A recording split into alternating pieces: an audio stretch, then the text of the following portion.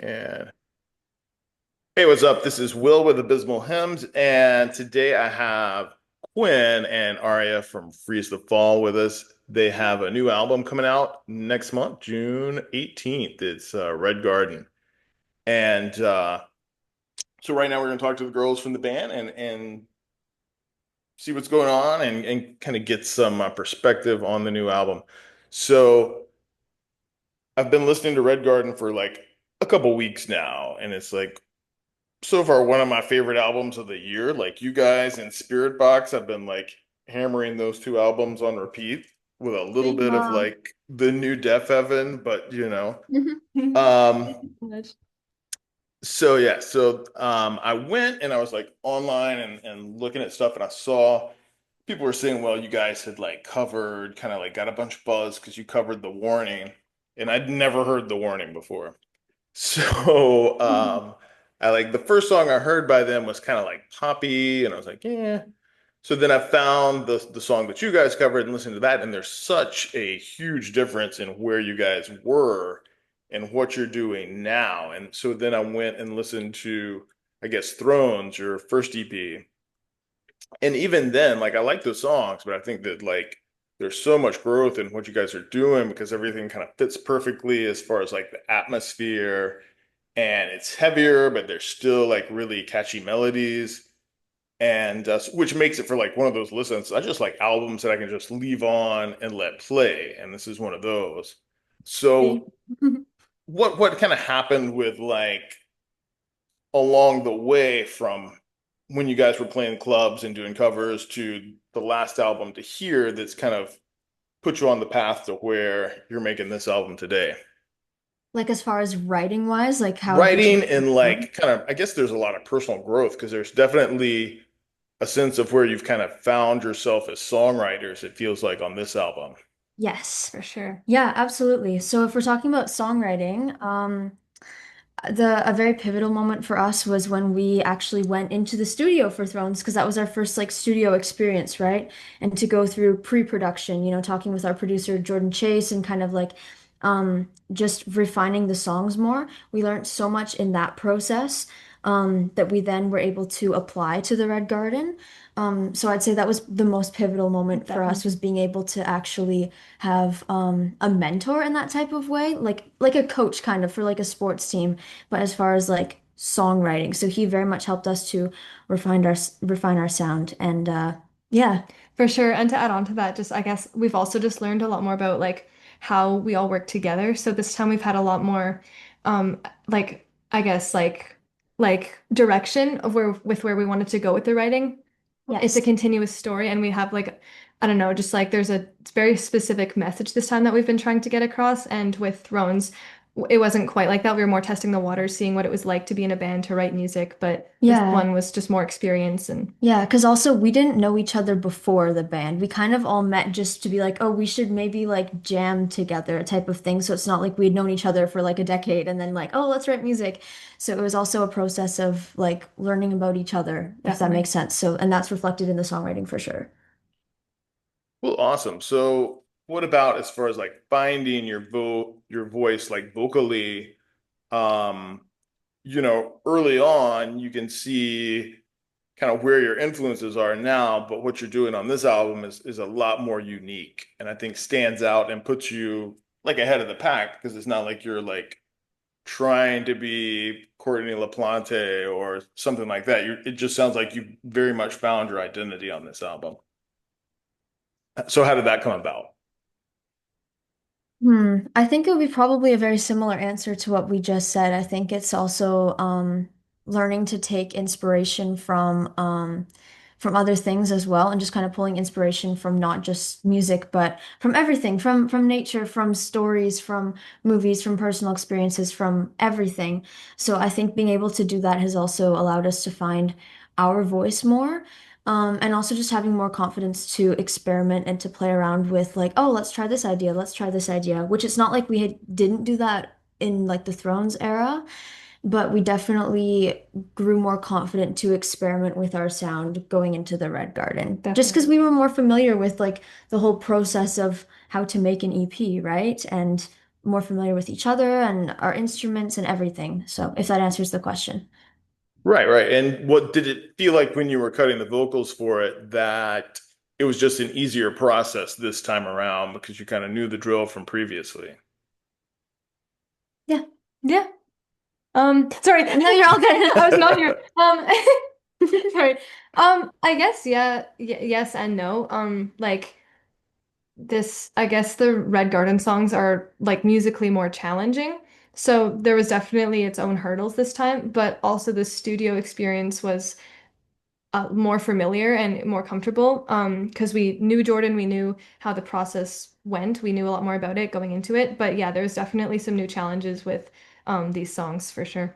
Yeah, and also like as a little fun fact, I do remember going into pre-production for the Red Garden. I remember we we weren't nearly as rehearsed Yes. with those songs as we were going into pre-production for Thrones. Because think for Thrones, we had already played all these songs live before. We had done all of that. So when it was time to go into the studio and to show Jordan these songs, we just played them like how we always did.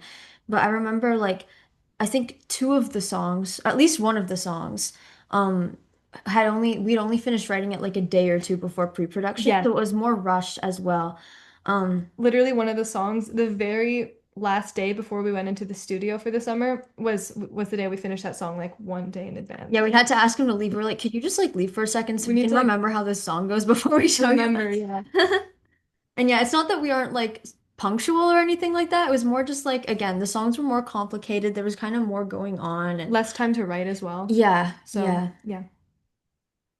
So did he give you feedback when he heard these new songs and tell you like stuff with arrangements, or you guys just went with what you had?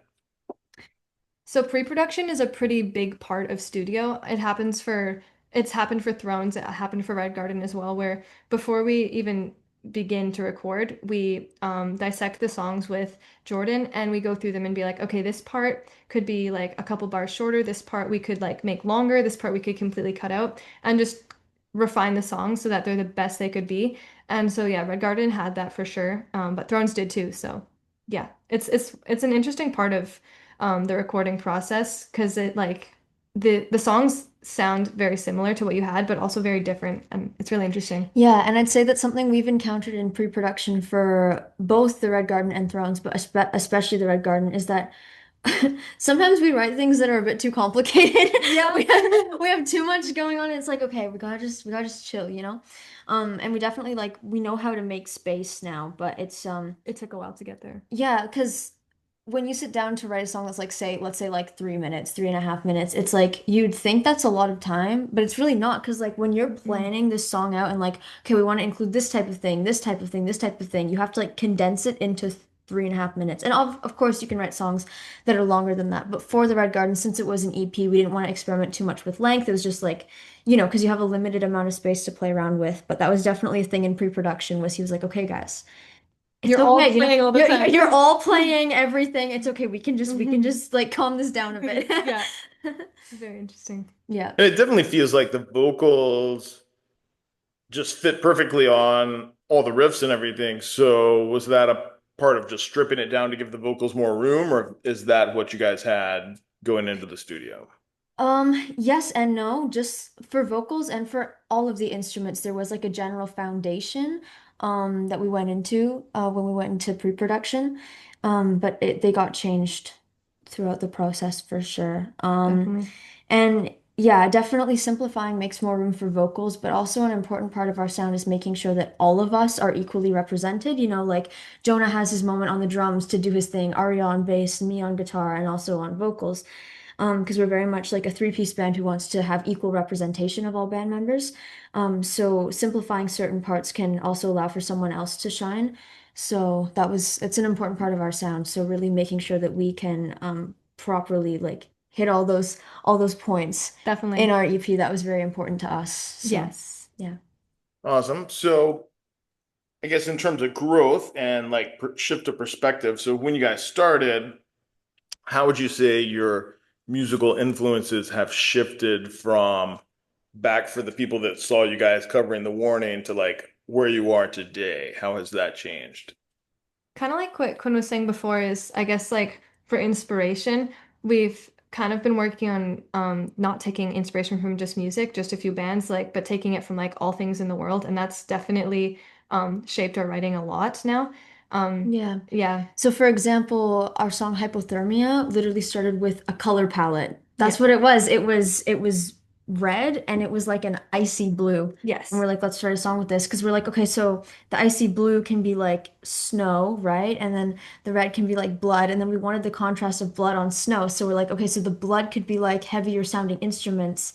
The snow could be like more angelic vocals and just crafting it like that. And I know it sounds very abstract and to some people might sound a little silly, but that's kind of like how we've gone about writing is for sure. just Yeah. like kind of exploring all types of ways of writing and just letting our brains kind of just go crazy. Do you know what I mean? And even more so looking past the Red Garden on projects we're working on right now, writing wise, we're doing it even more. And it's like we have playlists for sure that we're like, okay, this song could sound kind of like this vibe and stuff, but we also have just like Pinterest boards and like we're creating a slideshow on Yeah. Canva.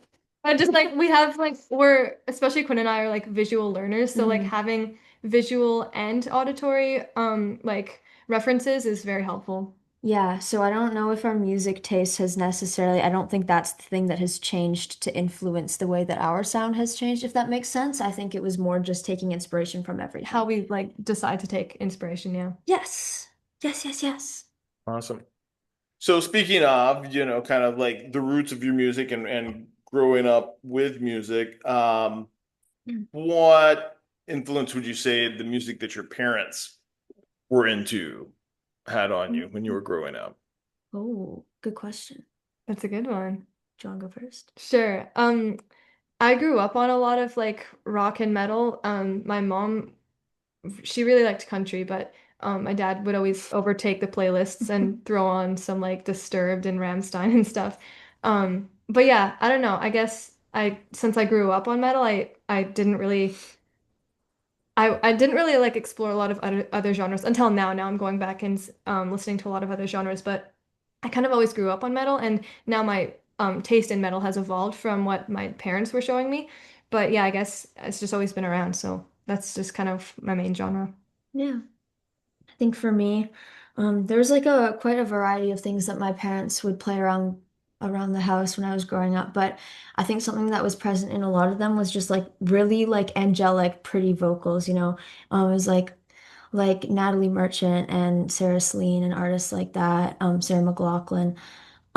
So I think that that kind of carried over into it because I think that Freeze the Falls music, I think there's like a prettiness to it. Do you know what I mean? There's I like an agree. ethereal prettiness type of thing to it. And I think a lot of that does come from the vocals and from the harmonies. So I'd say that probably like subconsciously, I think a lot of that is probably from the music that I would have grown up listening to. Yeah, cool. I can definitely hear that. And I think that that certainly plays into giving you guys a sound that stands out because while I like, screaming vocals in music, I think that it's almost become too much of a formula. It's like a good cop, bad cop thing. So we know that if we're getting this vocal, then we're getting the other one. And so, Hmm. everything falls into more of a Yeah, it's pattern. like the verses are screaming and the chorus is singing. Right. I call it MySpace metal because I remember like in the days of MySpace, bands like I guess Bullet for My Valentine and Atreyu and all those types of bands were like doing that type of thing. They would like Yeah. scream on the verse and then sing on the chorus. For sure. And Definitely. and they do that so well and it's so cool. It's just like not our formula, Right, really. right, right. Yeah, And I think though it kind of makes the heavy parts stand out because then there's that dynamic contrast. absolutely. So we love to play around with that in a lot of our songs. I'd say a good example of that is Oubliette. It's one of the songs on the Red Garden. It's our most recent song that we've released actually. And I think that song is a really good example of how we Yeah. love to play around with like the heaviness in contrast with like this pretty ethereal sound. If I So were to like, if somebody wanted to like know our sound, if I were to give them one song to like describe us, I'd pick that song. It's yeah. a very good representation of like also where we're going. Yeah, for Yeah. sure. For sure. So, in terms of like where you're going, do you guys have like a full length planned after this, or are you going to stick with the EP format? Yeah. Yeah, so we're in the process of writing our first full length. And to answer the second part of that, the reason that we chose to do two EPs, you know, Thrones and then The Red Garden, is because obviously it takes a lot longer to, you know, to put together a full length. And so we were like in the process of like building a fan base and building a following in Thrones, and then it kind of wouldn't make sense to just like disappear and have only released what, how many songs is on that? Like five? Five, yeah. Yeah, do you know what I mean? So to release like two EPs and then kind of take a break and go back because we would have like lost all the momentum we had built in Thrones. So yeah. For sure. So are you guys planning to tour for the Red Garden, or what is that going to look like? Are you guys going directly into the studio? There's shows and stuff that we're like working out. We can't really say anything, Okay. but we definitely will be playing shows. It's Yes. Just because, like, the live experience, I think that's where, It's where the you magic's get yeah, happening. yeah, and you get an organic sense for how these songs are working. What's the energy like? A lot of bands, you hear something live and they to just energy wise, it totally shifts because Hmm. yeah.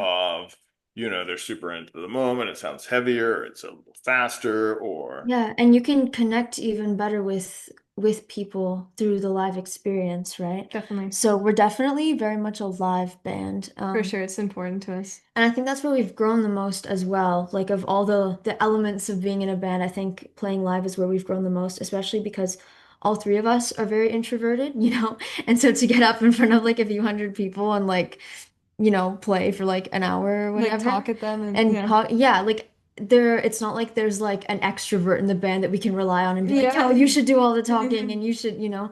So all of us have definitely had to grow equally in that aspect. So yeah, I think we're getting really good live now. So I'm excited about that. Me too. Yeah. just speaking of extroverts, I saw the video. Having a blank on the song, but it's like there's a very like a horror movie theme to Oh, it. VHS, VHS. yeah. Yeah, VHS. So what inspired that, and is like of the outside things outside of music, is horror something that inspires your music too? Yes. Whoa, I'm here again. You got this. Something that the three of us love to do together besides besides playing music is watching horror movies. That Mhm. was one of the like first things we did besides writing and doing covers. It's how our friendship grew because that's the Yeah. first time we like hung out and did stuff And outside just of chilled, music. yeah. Yeah. We would like it used to be a tradition. We don't do it as much anymore, but we'd like jam for like 2 hours and then we'd go watch like a bunch of crappy horror movies. But yeah, so horror movies are it's like, well, we all love them, but also it's just like a part of like us, you know, it's part of our Yeah. friendship. So we're like we should do a song or like the video as like a tribute to that. Specifically like found footage horror movies is our Favorite jam. genre of horror. So yeah. Yeah, so we thought it'd be really cool to start experimenting with putting horror elements into a video. And VHS seemed like the right fit for sure because when we were writing that, before we came up with any type of video idea, it was very inspired by horror movies. So then we brought it to our director, Evan, and he was like, "Well, let's just like make this a horror, like a storytelling video, and let's make it a horror video." And it was a very big contrast from the music videos that we had released before because those were just like performance based, and to go from that to like a kind of extreme storytelling video as far as like first acting experience, first all of that. So it was a very big surprise when we released that. But Yes. yeah. I think it's funny because the song that we released before VHS was One Left Standing, which is the softest, like it's the Ballad of Thrones. Yeah. And then we were like radio silent for like 4 months, and then on Halloween we got VHS. Yeah. Quite the So quite the turnaround. yeah, so of our like released songs, those were the two most Most contrasty. opposite, yeah. Yeah, so So it it's was funny. funny. Yeah. Oh, we both just said so. It's funny. What would you say have been your like favorite more recent horror movies? Oh. Well, the one that VHS's video was inspired off of was one, well, kind of like took, a little bit of inspo from was called Poughkeepsie Tapes. Mhm. That was a pretty cool movie. Yeah. I'd say like my favorite are the first Saw movie, of course. And I like Midsummer as well. Because of Midsummer is literally like our music. I don't know if you've It seen is. Midsummer, but it's like the contrast of like the prettiness and the darkness. I think that literally it is Freeze the Fall. Yes, I agree. Oh, no, I like You the like the Hereditary? Hereditary, yes. And Hereditary. we also like The Witch. That's a good Oh, I one. love The Witch. Yeah. Yeah. with Black Phillip, the Yes. goat. Yeah. Yeah, and I was this funny you mentioned that because I was thinking you were talking about found footage. I was thinking, well, I would have taken them more for like A24 type horror Yeah. movies. So it's Yeah. makes sense you would mention those guys. If you haven't seen it, you should definitely see The Substance. It The Substance. has Demi Moore in it. It came out last year. That one's Okay. really Yeah, good. we'll have to watch that. And then also on your list, put The Monkey. The Monkey came out this year. Yeah. I think Jonah was talking about that one a bit. Yeah. Have not seen that though. Yeah. Awesome. So I guess horror was definitely kind of hit its peak in the 80s. So what would you say some of your favorite artists are from the 80s musically? Musically. Hmm. I say this Mm. in like every single interview, but like whenever anyone asks us like anything related to like, oh, what's your favorite like artist from whenever? It's like everything goes blank. It's like, Yeah. what'd you have for dinner? What'd you have for dinner last night? Oh man. Oh, that's hard. I listen to a lot of more like 2000 and up. I love like older music too. It's just like I guess most of my music taste is more modern, so it's Mhm. tough to pick on. I think, okay, so we are in a town called Kelowna, I guess a city, and the radio stations, they play so much 80s music and it's always like the same like 10 songs. And everyone's sick of those 10 songs. It's just like, you know, just like big 80s songs that everybody knows. But I think for me, I still I like them, not as in like I'd sit down and listen to them, but more like when I hear them, I'm like, yeah, because I remember when I was like 11-ish years old, and I was like, what is this like music thing? I want to do this like rock music thing. This is cool. I remember I would get my headphones out, my Skull Candy, and I'd plug it into my CD player, and I'd just like listen to the radio for like hours and hours, and it was like Bon Jovi and Platinum Blonde and all of that. So I wouldn't say they were like inspirations or anything as far as like musically. But I think it was an important part of my journey. Well, plus I think that a lot of like the 80s like hair metal bands, Mhm. like what they were good at was writing hooky songs. Yeah, for Like I sure. can't say that I listen to a ton of Motley Crue now, but Hmm. when like those albums came out, they were like heavy for the time, but still had like hooks that could be played on the radio, where Iron Yes. Maiden wasn't really getting played on the radio Yeah, back for then. sure. Yeah, plus like those artists are like the foundation for the next artist Right, or right. Yeah, foundation for you the can definitely so say it's like that by like extent. It's like a family tree. So like by right. extent they were inspiration. Like all those MySpace metal bands I was talking about, like they were super like Atreyu covered Bon Jovi and Yeah. like Bullet for My Valentine looks like Motley Crue. Yes. So Yes. Yeah, for sure. It's all very interconnected. It's fun to go down the rabbit hole of music. Yes. so what about I know that you guys listen to a lot of like after 2000s music, but what about like older like even like classic rock like Led Zeppelin and the Beatles and stuff like that? Were your parents into any of that at all or Um, a little bit for me, not too much, but I think my first CD was Zeppelin 4. I'm pretty sure that was my first CD. But Solid. but yeah, my parents weren't really into that too much. I'd say like the rock that they were into was like grunge and also the Tragically Hip. I don't know if you know the Tragic. yeah. Are you from They're Canada? from the 80s, no, but I know Yeah, them. okay. Okay, but yeah, so like the Tragically Hip was like a really big thing from my childhood as well. So, yeah. Yeah, See, same when with I me. think of Canadian music, though, I think of like Rush Mm. and Voivod, which was like a kind of obscure thrash band, but they were from Canada. Yeah, yeah, for sure. Yeah, when I think Canadian music, I just think the hip Me because they're too. like they basically own Canada. Yeah, yeah. You can't leave your house without seeing a hip shirt. All right, you were saying? Yeah, I was just saying, kind of on the same page as Quinn. I think more so my dad was into like 70s, 80s soft rock and stuff, but that hasn't influenced me as much as I respect it and I think it's awesome. He was kind of listening to at the time newer stuff. So I guess yeah, not as much for me, but Yeah, it's awesome. yeah. And there's also kind of that flip side, like whatever your parents listen to, you don't want to listen to because that's Yep. not cool anymore. So it's like I think knowing what you don't want to do is just as important as knowing what you do want to do, because that kind of solidifies it more for you.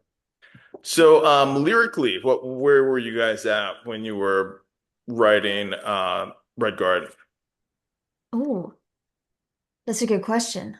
Throwback. I It was kind of think it was a lot of fairy tale type things. yeah, and it was kind of a funny process because so it's a concept album and well, record, whatever you want to Yeah, call it. yeah. And it's kind of a lot of circling around because the concept kept building after we had written the songs. So although obviously we had to change the lyrics when the melodies changed in pre-production, Mhm. we also had to change them to fit the lore, to fit the story that we were Yeah, writing. So it was because a lot of like it kept building on acoustic, yeah. itself. So we kept, yeah, I remember in the studio we were still writing lyrics. And also an interesting part of that is, yes, this is a concept album, but also VHS came out before we had like firmly decided that it was a concept. And so VHS it fit with the lore and Like like all the thankfully. ideas. Yeah, like yeah, somehow it fit. So that was good. Yeah. But it was interesting because we had to like kind of write around VHS as well because it was already out in the world, right? So, yes. Yeah, it was just a lot of like, okay, this line doesn't make sense anymore. We have to, yeah, but It was a yeah, different process for sure because Thrones wasn't a concept, right? It was like each song stands alone. So yeah, it was definitely different. for sure. But yeah, I'd say a lot of stories, a lot of fairy tales, a lot of that type of like realm of stuff So, was for there sure. a specific type of mythology that you guys were pulling from for it? Mm, I wouldn't say so. I think it's a like a collage of so many stories and so many all sorts of things. Like for example, I remember showing you guys like poetry that we were I analyzing in remember my that. English class and like or like Jonah would bring in like movies that he was like, "Oh, this could kind of like match the vibe." And like Psychology notes. psychology notes. Yeah, literally school and like movies and stories we had read. So it was like really a collage of so many things. So I couldn't like pinpoint one thing. Yeah. So almost like the Pinterest board, but just Yeah. of Yes. concepts. Yes, A essentially. bunch of like assignments and Yeah. reviews. Yes. Awesome. Um, on the last song, you're singing in, is it French? So Yes. how did that come about? Yeah, so I was a French immersion kid in school. And so French has been a part of my life since I was about 4 or 5 years old. It is my second language, and it's not the language that I use the most, but I do use it like every day. And so since that was like an important part of my identity, I did want to experiment with that. And also just language is another passion of mine. Language and music are like equally important to me. So to be able to start kind of like merging the two, it was important for me. And Arya and Jonah thought that was like such a cool idea as well. And so we were always since the beginning kind of like we need to put French in one of our songs. And it just took us like what 3 years to do it. But but it was really fun. It was scary, but it was very fun at the same time. So, yes. And do you find that in singing in French, it altered the way you would form melodies rather than the way you would accent and phrase things in English? I think that since it was such a small part of the song, I don't think it had as big of an impact. I think if it was like the full song in French, it would have had more, um, like you said, it would have like changed the melodies and stuff a bit more. Um, but yeah, I'd say it was very similar to writing in English. Not exactly the same, but very similar. So, yeah. Cool. So a Yeah. suggestion, I don't know if you've ever heard this band before, but what you were saying, kind of like being into languages and the way words are woven like that is I don't know if you've ever heard the band the Cocteau Twins. They were from the 80s, early 90s, but Elizabeth Fraser, the singer for that band, she kind of makes up her own like fairy language that she sings in a lot of Oh, the that is time. so So cool. if you haven't heard them, that's your homework. Definitely check them out. Yes. I've You heard would of totally them. dig it because it's like it goes with that whole ethereal fairy music that Yes. you're talking about, like Sarah McLachlan, but even like more so, like where Sarah McLachlan still feels like you're rooted in this world with a Yes. dog at your foot and drinking coffee. Yes. Like the Cocteau Twins are like somebody put mushrooms in your coffee and now you're Like you know, Enya? even more bizarre than Enya. More than Enya. Okay. Yeah, This sounds up my alley for sure. check it out for real. You would like it. Yes. Sounds good. So, what are, as far as like as you're kind of now bubbling up the plans and putting together the Pinterest boards and interest for the new album, where do you kind of see yourselves going? Is it going to be like an extension of the vibes on Red Garden, or do you guys see yourselves going in another direction? Yeah, this one so we're not done writing it, but it's a different direction than Red Garden for sure, but it still sounds like us, but it's I'd very say it's more extreme on the heavier side and more extreme on the ethereal side, if that makes sense. it's yeah, Yes. The it's gonna heavier is be heavier and the pretty is prettier. yeah, there's like not a lot we can say about it, but it's gonna be cool. It's like yeah, it's different. It's different, but Hmm. also it has some similarities too. Yeah. And yeah, that might change and grow more. Like don't quote us Yeah. exactly, I guess, on this like a year from now This is like the because most vague answer, but yeah, like because we're not even done writing like half of it. Like we have like a little part of it, but from what it looks like it's shaping up to be is that heavier and prettier at the same time. So, yes. Which makes sense, and that works really well because I think that, having those contrasts and dynamics is what makes music interesting and it's like a Yeah, staple of what you guys are doing. I mean, that is definitely still on Red Garden, so I could see you guys just continuing to build and expand on that, for which sure. that And I think sounds awesome. yeah, and I think it's really fun to have both because like when you have the background of heaviness, then the pretty seems like even more ethereal, and then vice versa too, like the heaviest seems like even heavier, if that makes sense. So it's really fun to have the two of them working together. for sure. Yeah. Okay, my last recommendation for you guys. Mm. This band is actually from France, Okay. but they do a good job. They have a new album out called Sad Addiction. They're called Hangman's Chair.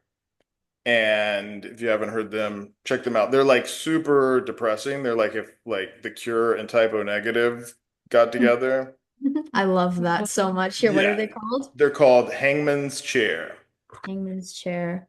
Gotcha. Yeah, that is so up my alley. Yeah, check that out. You'll definitely dig it. Perfect. Thank you so much. Awesome. That way you walk away with something you're like, oh, and that cat is awesome too. Uh, what's the cat's name? His name is And Griffin. that's your cat? Okay. Yes, my friend. Griffin. Sorry.